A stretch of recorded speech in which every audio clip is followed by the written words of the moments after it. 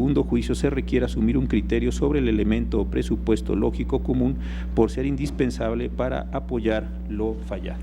Me parece que entre los amparos, por eso los mencioné que se resolvieron y los que tenemos hoy enfrente, únicamente se cumplen los dos primeros requisitos, es decir, la existencia de un proceso anterior y de un proceso posterior, pero no los restantes, ya que los objetos de los procesos no son conexos, porque se trata de distintos delitos, las partes del segundo proceso no quedaron obligadas por el primero, no existe un presupuesto lógico que compartan los primeros casos y estos, las ejecutorias de los amparos no establecieron un criterio preciso, claro, indubitable sobre ese supuesto elemento lógico, porque no lo había, y no es indispensable apoyar lo que ahora vamos a fallar en este caso con lo resuelto en los primeros amparos. Más allá de ello, me parece que hacer este traslado de la cosa juzgada refleja en asuntos del orden penal donde lo que juzgamos son actos individualizados y establecemos responsabilidades individualizadas, me parece que puede tener un efecto destructivo de los presupuestos, inclusive constitucionales, en materia penal, particularmente lo que se refiere a la presunción de inocencia. Este me parece sí de verdad un asunto importante. En segundo lugar, también me parece que es delicado que el Tribunal Pleno, frente a un asunto que fue desechado, esté vinculado por un órgano de inferior jerarquía, como es para estos efectos, o de distinta competencia, si lo quieren ver ustedes así, como es el propio Tribunal Pleno. Esta cosa juzgada refleja a las salas, a lo determinado por los tribunales colegiados respecto de hechos. Esta es una pregunta que yo me haría. Nosotros, el Tribunal Interamericano queda vinculado a una cosa juzgada, refleja a lo que resuelve esta Suprema Corte. Los tribunales de un circuito y otro en la misma materia quedan vinculados también por esa cosa juzgada, refleja, insisto, en materia penal, no estoy hablando de ninguna otra de las materias. Creo que este es un asunto de verdad con consecuencias de extraordinaria importancia en este tipo de casos y particularmente en materia penal. Supongamos que por una acción de las Fuerzas Armadas o de las fuerzas simplemente de seguridad del Estado se tuvieran que desagregar distintos procesos. Eso significa que lo resuelto por un tribunal colegiado respecto a la realización de algunos hechos influye en el resto de los procesos penales que se llevan contra otros miembros de los cuerpos de seguridad en el país. Es decir, el primer colegiado que define los hechos, que congela los hechos, lo hace de manera tal que el resto de los órganos jurisdiccionales no pueden apreciar estas mismas condiciones.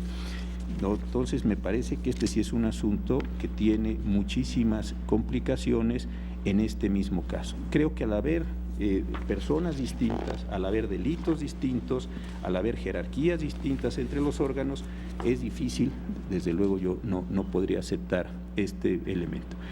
El segundo problema que me parece de la mayor importancia, ya fáctico y que tiene que ver con el anterior, pero lo quiero separar en términos analíticos, es el que se refiere al muro de contención. Desde luego hubo vallas, eso ya lo sabemos todos, sabemos cómo salían la primera grupo de jóvenes de este recinto y eso es una cuestión, pero aquí creo que hay una cuestión diferente que no son las vallas, sino son los muros de contención o cortina, o en fin, los nombres que se están utilizando en este mismo sentido. Y la pregunta es si estos muros o este muro existió o no existió. La razón que se dio ayer es que el nexo causal no había llevado a la muerte por razón del propio muro, pero si recordamos los hechos, los jóvenes estaban adentro, los jóvenes fueron empezados a empujar por ellos mismos y por algunos policías que estaban dentro del recinto. Estos jóvenes empezaron a sufrir allí una presión, se apagaron las luces, se apagó el aire acondicionado y entraron en una situación de sofocamiento, etcétera, durante varios minutos. Todo eso me queda claro que así sucedió. El tema es, había algo afuera constituido no por un impedimento físico, sino por un conjunto de policías que recibiendo determinadas órdenes estaban o no estaban constituyendo un muro humano que impedía la salida de las personas. ¿Qué hubiera sucedido si no hubiera habido ese conjunto de policías deteniendo la salida de esas personas? no se hubieran agolpado, no se hubieran empezado a asfixiar y a desmayar, y probablemente tampoco hubiera habido necesidad de hacer estas cuestiones. ¿Por qué estaban estos policías afuera? Porque no querían que los jóvenes se fueran. ¿Por qué no querían que se fueran? Porque querían detenerlos. Consecuentemente, en ese sentido, es lo que dice el proyecto, sí se privilegió la condición de detención de estas faltas administrativas, hasta donde yo sé no había imputación de delitos, de estas faltas administrativas de los jóvenes para detener. ¿Cómo sabemos que existió el muro? Si ustedes ven la demanda de amparo que presentan los dos quejosos del día de hoy, dice, de lo anterior, los suscritos, los señores X y Y, consideramos que se desprende, lo voy a leer textualmente, en fecha 20 de junio del 2008, cuando nos encontramos en las afueras de la discoteca News Divine e ingresó elementos de la Policía Preventiva, personal de la Procuraduría General de la República, así como servidores públicos de la Delegación Gustavo Amoedo, cito, donde derivado del operativo resultaron diversas personas lesionadas, entre los que ellos se cuentan. Esto mediante la barrera que al efecto colocaron los policías en la entrada de la discoteca y que sirviera de contención de la salida de los jóvenes. Es decir, los propios policías que están ahora planteando el juicio de amparo reconocen que había una barrera en ese sentido. Lo que tratan los policías es de diferenciar entre el tipo de delito por el cual se les sancionó ya en la segunda instancia, para efectos de, supongo yo, en su estrategia procesal, generar una disminución de las penas y obtener algunos beneficios.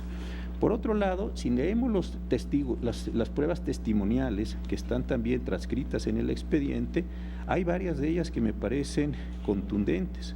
No voy a decir los nombres, creo que no merece estar haciendo estos temas, podría haber hasta una condición de revictimización, pero dice, por ejemplo, aquí, un señor que dice que laboraba en la delegación y que fue por una cámara fotográfica, está transcrito en el proyecto, dice, en efecto, tal ateste refirió que él escuchó, se insiste desde fuera, que los jóvenes gritaban que los dejaran salir, mientras algunos policías decían que aguantaras y otros empujen, impidiendo la salida a los jóvenes, que luego escuchó cuando los policías gritaban traigan el otro camión.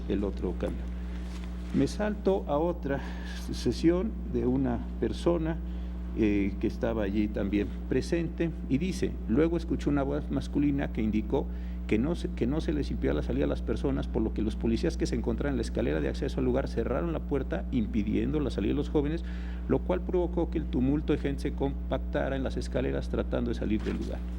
Otra tercera persona, que también está claramente identificada, dijo, luego refirió, los policías cerraron la puerta de entrada de la disco, pero esta vez con más fuerza, con lo cual no permitieron salir a nadie, pero que él desconocía por qué, ya que solo escuchaba los gritos de los chavos que pedían ayuda y decían que hacía mucho calor, y aún así, dijo, los policías cerraron la puerta empujando el interior aproximadamente entre 10 o 15 minutos. Entonces, creo que el tema de la existencia del muro de contención, para llamarle en los términos que se está utilizando, existe. Los policías lo reconocen, los testigos dan cuenta de que existía esta barrera policíaca que impedía la salida.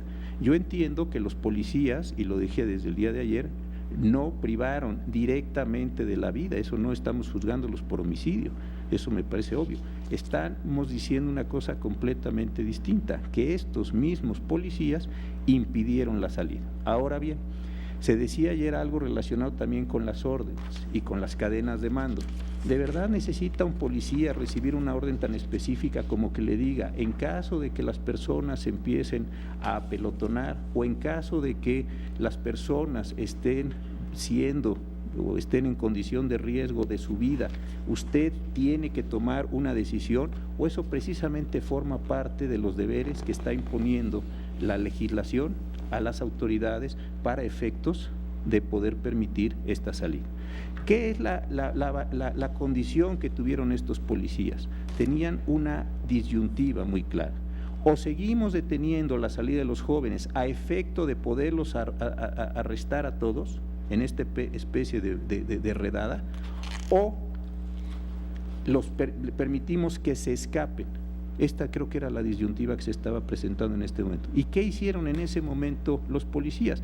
Tomaron la disyuntiva de bloquear la salida con sus propios cuerpos, formar para efectos de que llegaran más camiones e irlos acá. ¿De verdad necesita un policía una orden para estos efectos? Este es el problema de omisión que a mí me parece que es el que estamos discutiendo desde el día de ayer. Esto es lo que yo dije. Yo en ningún momento estoy asegurando, ni afirmando, ni sería yo para quien decir una cosa así, que estas personas privaron de la vida a los policías. No, lo que estas personas no hicieron lo necesario para proteger los bienes jurídicos tutelados de superior jerarquía, que básicamente se referían a estos temas. Yo entiendo que hay diferencias, estos asuntos, pues hay 5 resueltos en la sala, hay otros 4 más acá, vendrá el tema del jefe del operativo en otro asunto previsiblemente, en fin, pero yo de verdad no me convenzo por 2 razones. Uno, porque la teoría de la cosa juzgada refleja, me parece que genera enormes distorsiones en materia penal.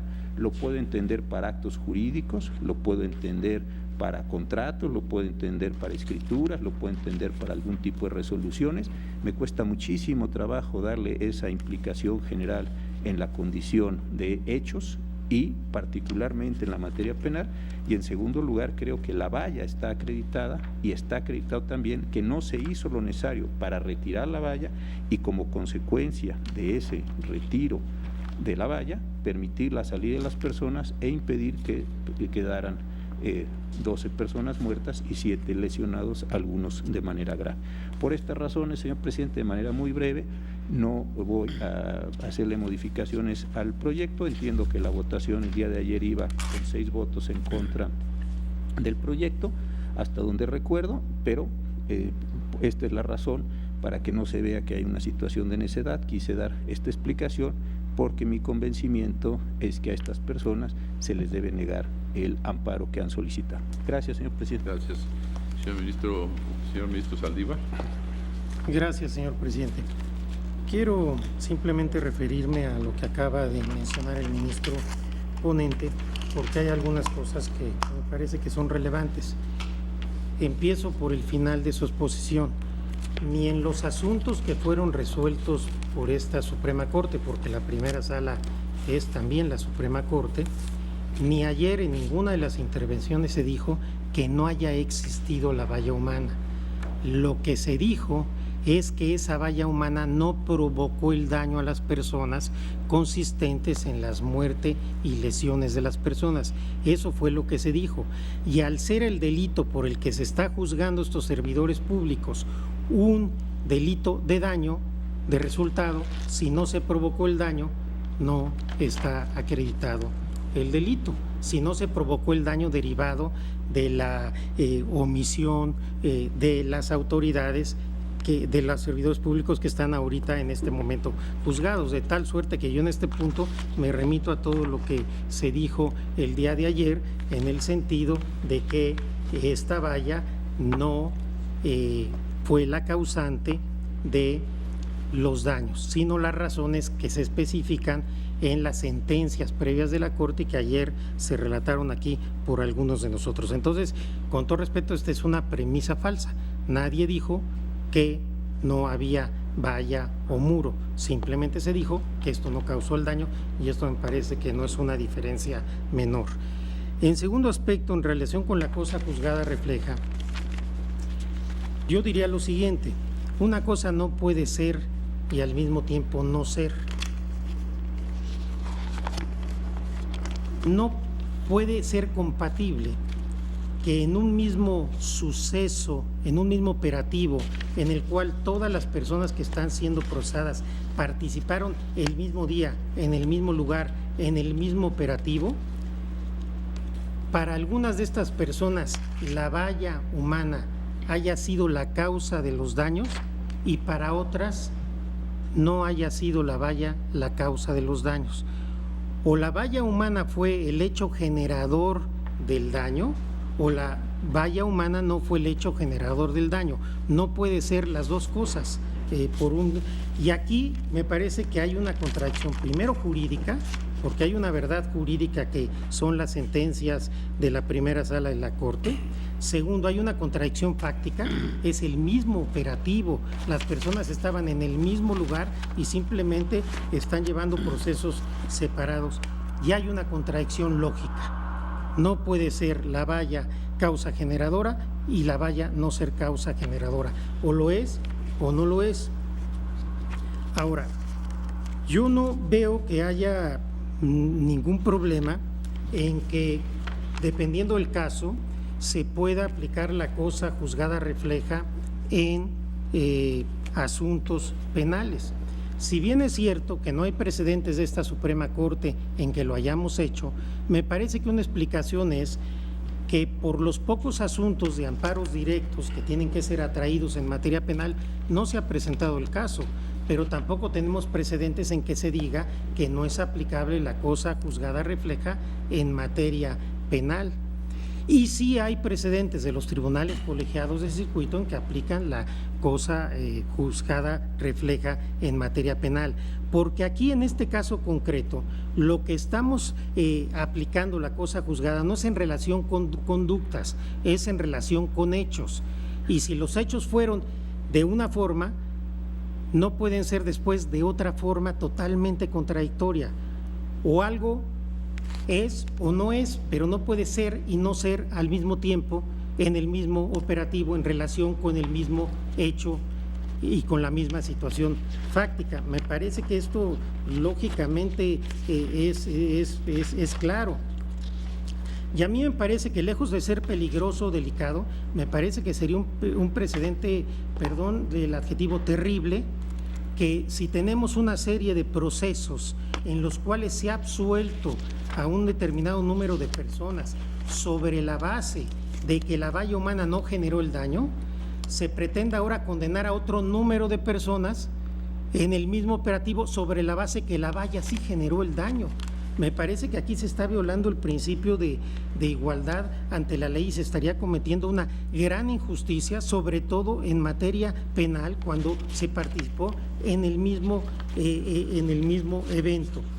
Por lo que hace a la cosa juzgada refleja, a mí me parece que la segunda sala la ha determinado de manera muy clara en la contradicción de tesis 332/2010, de la que fue ponente el ministro Fernando Franco.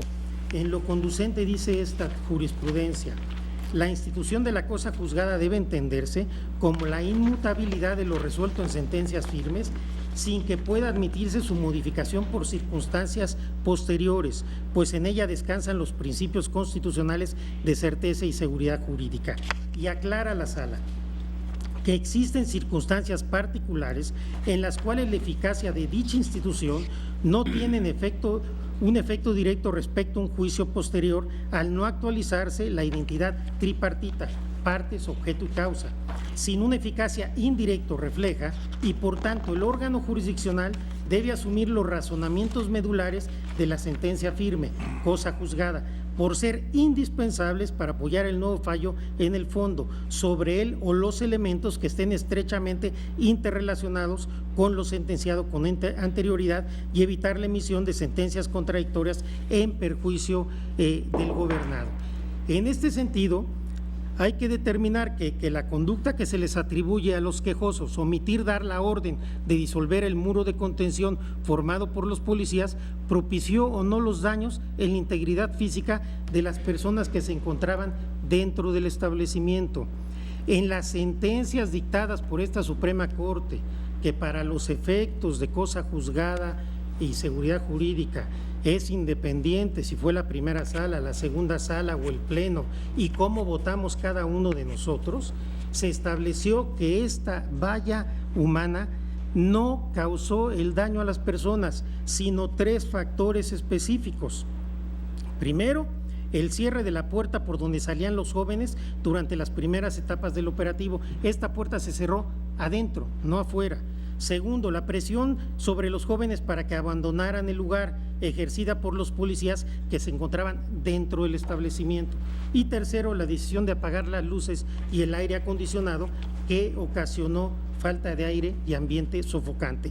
De tal manera que los efectos reflejantes de estas sentencias son, en sentido negativo, la valla humana o muro de contención no provocó el daño a las personas, y en sentido positivo, lo que provocó el daño a las personas son estas 3 circunstancias, de tal suerte que a mí me parece que cualquier análisis sobre el tema tiene que partir de los presupuestos fácticos que están acreditados y que han sido avalados por esta Suprema Corte.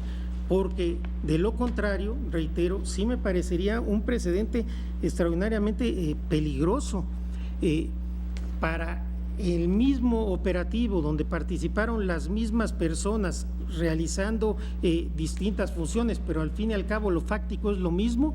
Para unos hay una verdad y para otros hay otra verdad fáctica, casi dependiendo en qué semana les tocó que se viera su asunto en la Suprema Corte.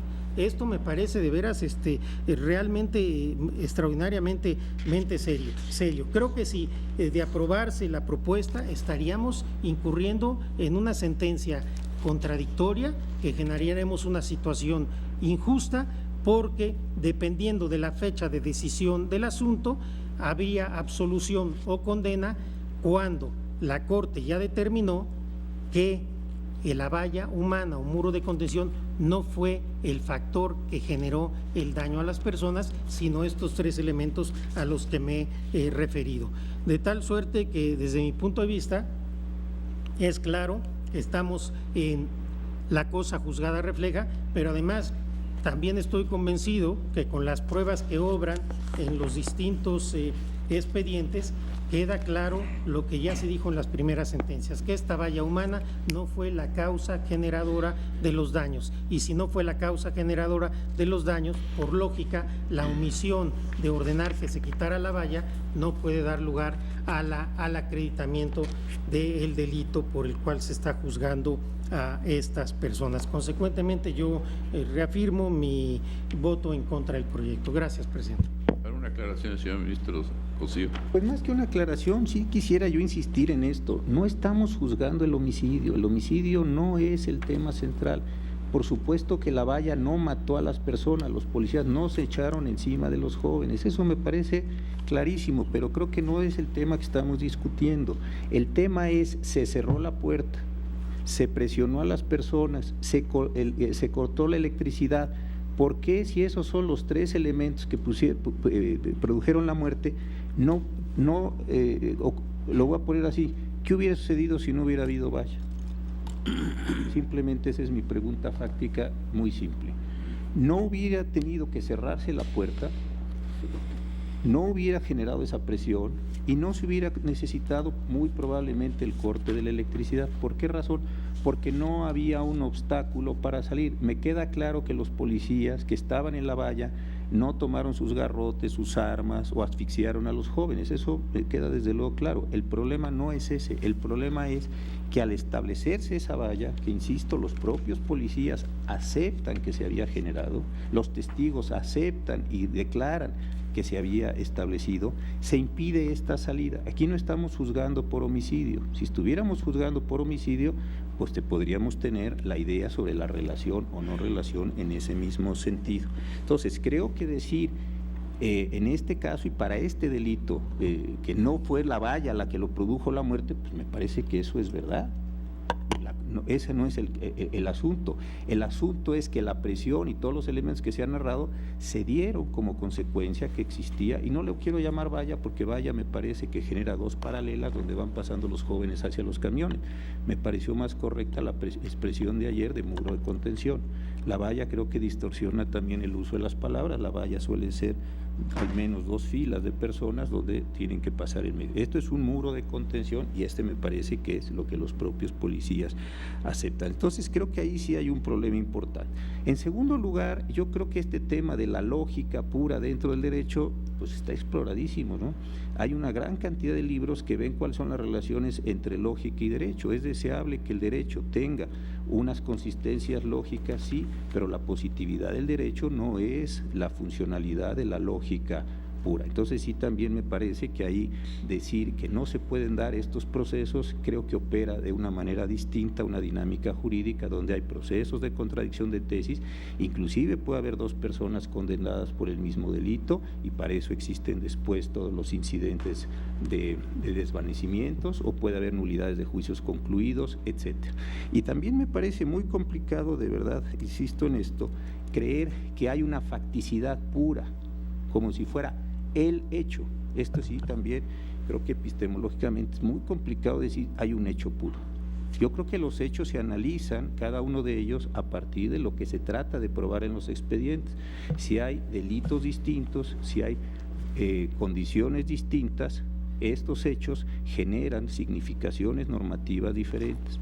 Es como pensar, así de verdad, que alguien tiene una capacidad para ver los hechos con exclusión de todos los demás. Me parece muy difícil y en materia penal. Se está hablando aquí también del caso de la absolución, pero esta cosa juzgada refleja también opera para los casos de condena o nada más para los de absolución, que era lo que yo señalaba ayer de la sesión. Una persona cuyos hechos quedaron demostrados en el expediente A, esos hechos se toman y se trasladan al expediente B y consecuentemente se determina que eso es así con independencia de la condición particular que se esté realizando. Este también me parece un problema de la mayor importancia para generar este tipo de condiciones. Yo entiendo que la tesis de la sala, de esta contradicción de tesis 332/2010, es una tesis que se dio entre un tribunal colegiado en materia administrativa del tercer circuito y otro de 13º en la misma materia del primer circuito. Entiendo que esto no tiene que ver con la materia penal. Y también me parece que aquí se está tomando el caso, que en este ejemplo, insisto, solo sobre la absolución, pero no tiene solamente que juzgar así, o sí juega así. Y esto lo vamos a hacer consistente para cada vez que un órgano jurisdiccional haya determinado una condición fáctica respecto de unos delitos, esto sea extendible para la totalidad de los tribunales en cuanto a la forma en que ese tribunal, respecto de delitos distintos, se acerca a los mismos hechos que ya quedaron congelados para siempre por ese propio órgano jurisdiccional. Yo no encuentro de verdad la condición benéfica. No estaríamos haciendo un derecho penal que analizara los actos concretos de los sujetos, sino estaríamos llevando traslados de hechos de unos expedientes a otros para determinar condiciones fácticas, aplicables o generables soluciones en el mismo caso.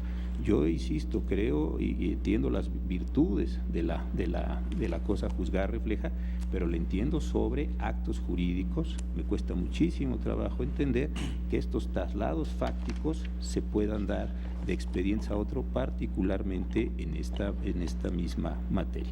Entonces, esto es lo que a mí me genera esta preocupación, señor presidente. Gracias. Señor ministro Saldívar. Gracias, señor presidente. Muy brevemente. Primero, de ser como acaba de aceptar el ministro ponente, que la valla no fue la causa generadora de la muerte y de las lesiones, se debe de absolver porque no se acredita la conducta típica. Es un hecho, es un delito de resultado material, el delito de ejercicio ilegal del servicio público, donde el tipo específicamente establece que se debe propiciar daño.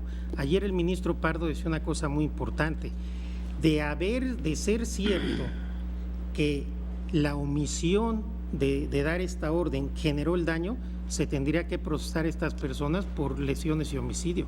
Entonces creo que lo que acaba de decir el ministro ponente nos da la razón en el sentido de que no hay delito, no hay conducta típica. En segundo lugar, obviamente podríamos discutir horas sobre la lógica y el derecho y todo lo que ustedes quieran, pero estamos hablando de hechos. No estamos hablando de figuras jurídicas, de categorías, de ficciones, de hechos. Y los hechos en la realidad, salvo en la física cuántica, en donde una partícula puede ser una partícula y una onda al mismo tiempo, en toda la otro tipo de realidad, una cosa es o no es, no puede ser y no ser. No puede ser el muro o valla, tampoco voy a hacer una discusión ahorita gramatical, muro o valla, la causante y al mismo tiempo no ser la causante, o es o no es. Por supuesto, los hechos no son una realidad objetiva per se. Los hechos son los que se prueban y cómo se prueban y cómo los aprecia el órgano jurisdiccional. Pero una vez que el órgano jurisdiccional toma una decisión, esos hechos son la verdad jurídica. Y no puede haber distintas verdades jurídicas y distintos hechos en relación con un mismo operativo. Consecuentemente, toda vez que ni siquiera hay una conducta típica, y por todo lo que dije ayer y acabo de decir, yo estoy en contra del proyecto. Gracias, presidente. Gracias, señor ministro. Señor ministro Pérez Dayán. Gracias, señor ministro presidente. El día de ayer tuve una intervención, sin embargo, Ha habido muchas más que me llevan a muy brevemente hacer una serie de precisiones en relación con lo que aquí se ha discutido. Primero, antes que nada, debo recordar que estamos en una facultad de atracción de un amparo directo. Y este amparo directo supone que el objetivo a analizar formalmente es la sentencia de segunda instancia que determinó una responsabilidad penal. Muchas de las intervenciones, aun cuando valiosas y en ese sentido irrefutables, podrían participar de la idea de que hay un análisis directo de las pruebas, prescindiendo exactamente de lo que la responsable hizo. Yo no dudo que este alto tribunal, como cualquier órgano jurisdiccional de control, y más el de control constitucional, tenga que en determinado momento y circunstancia revisar de manera directa las pruebas. Mas, sin embargo, lo primero que tiene que hacer es, al tenor de los conceptos de violación y con la posibilidad que la propia norma le entrega para suplirlos o aún considerar cualquier otra cosa aún no dicha, revisar exactamente las razones que la responsable tuvo para dictar un fallo. Si no fuera esa la técnica del amparo y pudiéramos en esta figura constitucional sustituirnos para analizar todo en primera mano, entonces el sistema no estaría respondiendo a los fines para los cuales fue creado. Para ello, entonces, es muy importante no perder de vista lo sucedido en el juicio. Y más allá de que esta resolución pudiera también dar un principio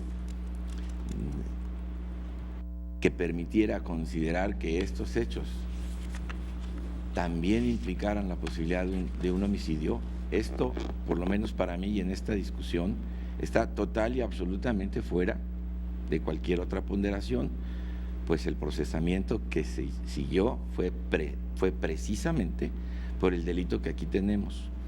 Difícilmente en un juicio de amparo podríamos suponer o pensar, ni siquiera deducir o colocar en una sentencia que de ser esto, también se estaría entonces surtiendo la hipótesis de otro delito, pues allí, además de ver las pruebas de manera directa, estaríamos no solo sustituyéndonos a la responsable, sino también al órgano acusador. ¿Y qué es lo que dice la sentencia? Pues precisamente la sentencia le da valor a diversos testimonios, a información recabada y a documentos e imágenes que se trajeron a juicio, en donde se advierte de manera clara cuál fue exactamente la mecánica de los hechos, y a partir de la prueba de estos aplica lo que todo juzgador tiene que hacer con el acervo probatorio: utilizar dos instrumentos que la norma le entrega, la presuncional y la instrumental, como pruebas que le hacen una conclusión sobre la suma de los hechos ahí probados. Esto es, practica lo que en la sentencia se denomina el enlace lógico y natural de los indicios y pruebas que le demostraron la existencia de los hechos. Si esto le permite, con este resultado, considerar surtido el supuesto de la ley, pasará a revisar si hay o no participación del sujeto a quien se imputa una conducta, y bajo esta perspectiva aplicar una sanción. Y para mí queda claro que lo que se ha analizado aquí es la forma directa de ver cada quien el acervo probatorio que se tiene, independientemente de lo que hubiera dicho la autoridad responsable, lo cual para la técnica del amparo directo es inadmisible. La sentencia claramente establece la correlación entre los hechos probados y los resultados para determinar que el delito existió y que la responsabilidad quedó plenamente acreditada. Para ello, nuevamente recuerdo los elementos típicos del delito por el cual se abrió esta causa: un sujeto activo con una condición calificada, que es un servidor público, que por razón de su cargo tenga la obligación de proteger a las personas, y 3, que por incumplimiento de su deber propicie en cualquier forma daño en las personas. ¿Qué es entonces lo que se tiene que probar? Si es que en este caso hay un servidor público y que por razón de su cargo tiene la obligación de proteger a las personas. Como hechos indudablemente acreditados es que hubo un operativo en un lugar cerrado, que se planeó de manera tal que la policía asistiera, apoyara a los verificadores dentro del establecimiento como fuera de él, que se llevaron autobuses para que quienes estaban allí, lo que aquí ya bien se dijo, casi parece una redada, y si fueran trasladados. Elemento no considerado, el número de personas que estaban tanto adentro como fuera. De ahí que los autobuses fueron insuficientes. Esta circunstancia provoca un cambio en la ejecución de todo el operativo, pero como la idea y la orden es trasladarlos a un lugar y el cupo de los autobuses se agotó, en tanto estos llegaban nuevamente, hubo que cerrar la puerta. Frente a la desesperación, que seguramente es un elemento no generador de duda alguna, y por las condiciones que se dieron en el interior de ese lugar, era absolutamente previsible. Cerrada la puerta esta, finalmente termina por ceder, y tal cual lo pueden demostrar las imágenes que puedan ustedes alcanzar a revisar ya del expediente y ya de muchos otros medios que recogieron estos testimonios. Al vencerse una de las dos hojas, se podría incumplir con uno de los mandatos con el que se instruyó a la policía y por la cual justificaba su presencia, detener a quienes ahí estaban. De manera que la valla a la que todos nos hemos referido, que es la que se formó desde el interior del propio establecimiento, subiendo por las escaleras a manera de que pudieran hacer un camino hasta los autobuses y por fuera otro igual hasta su misma puerta, en la medida en que estos ya no están y se cierra la puerta de salida, son estos quienes tienen que responder cuando la puerta cede, haciendo el famoso muro al que aquí hemos hablado. Y el muro no es más que el llevar el cuerpo policíaco hasta la misma entrada para impedir, como claramente sucede, se pudieran escapar. Bajo esta perspectiva, el enlace lógico y natural de todos y cada uno de estos hechos probados nos hace suponer que si las circunstancias internas eran más que evidentes en cuanto a la suma de los factores que se están presentando y los propios testimonios de los quienes ya habían en un determinado momento abandonado el lugar, buscaba y obligaba a quien tuviera control sobre aquellos elementos que fueron a quienes se les ordenó hicieran ese muro, cesaran en esta circunstancia. Para mí el daño está evidentemente causado. El argumento más importante y planteado en la demanda es: ¿hubo dolo o hubo culpa? En estos aspectos, la teoría no alcanza unánimemente una misma situación.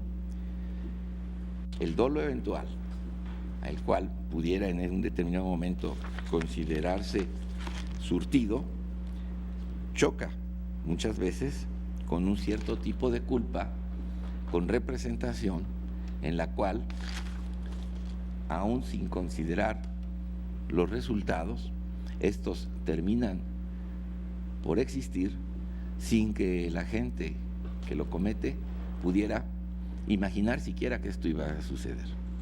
Este creo que es el punto al que debemos atender si en el caso hubo o no hubo este tipo de dolo eventual o una culpa con representación o sin representación que pudiera definirnos qué tipo de sanción habría de aplicar en razón del distinto tratamiento que el propio código establece para ellos.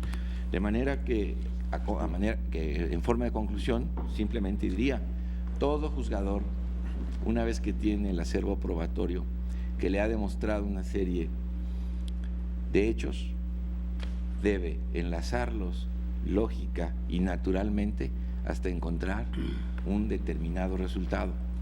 Si éste le lleva a entender que la conducta típica y punible se encuentra surtida y por lo mismo que los hechos apuntan a alguien a quien los cometió, considerar resuelto el juicio bajo la perspectiva del juicio de tipicidad y a partir de ahí declarar una culpabilidad cuya pena deberá graduar en función del grado de participación que allí tenga.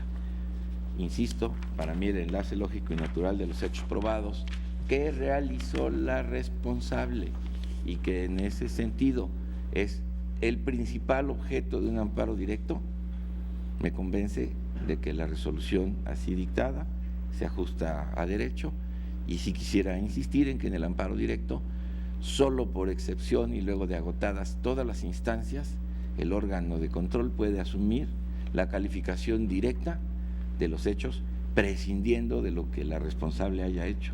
En estos casos lo que se revisa es lo que decidió el órgano que juzgó.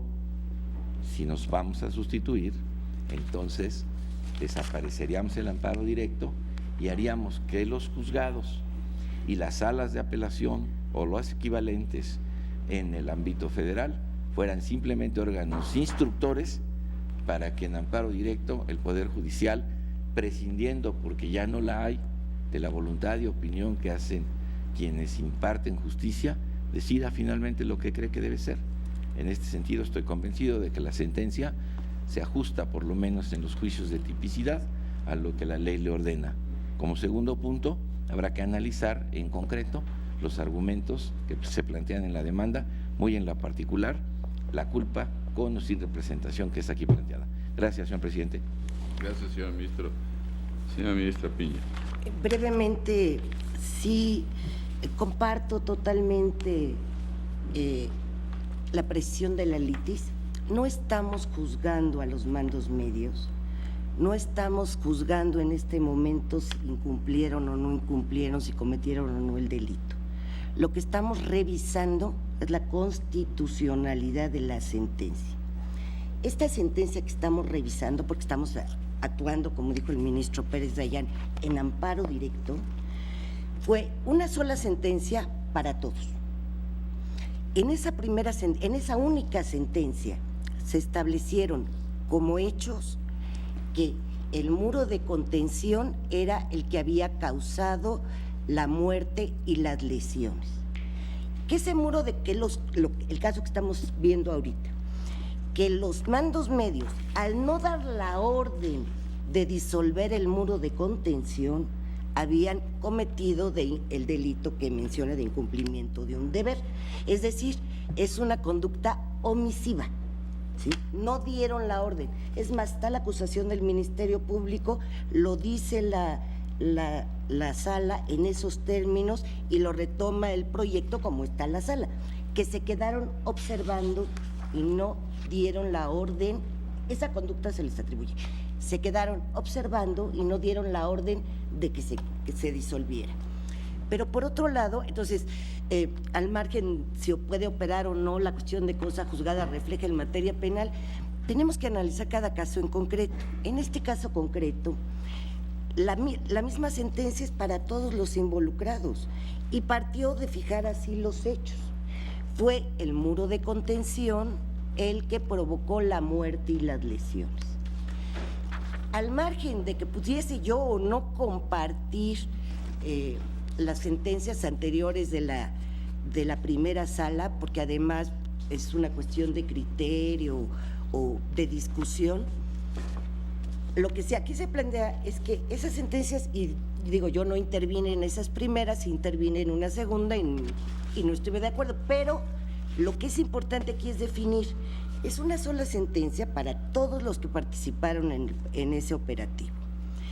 La sala, en esa sentencia, fijó así los hechos. Esos hechos que fijó la primera sala como institución y, por lo tanto, la Suprema Corte de Justicia de la Nación dijo que no estaba acreditado que fuese el muro de contención el que hubiese provocado las muertes y las lesiones.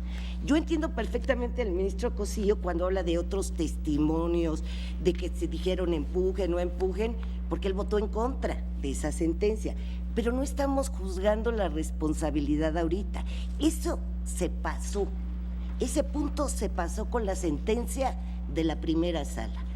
Y esa sentencia de la primera sala lo que dice, porque es la misma sentencia para todos los participantes, no hay diversas sentencias, es una sola sentencia y un solo proceso. Y obedeció a la acusación del Ministerio Público.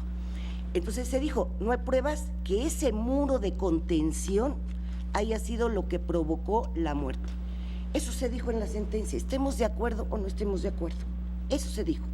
Ahora, yo estoy de acuerdo que ante un mismo, si hay un hecho, dependerá de la conducta de cada uno, si hay un delito o no. Pero si se establece que el hecho no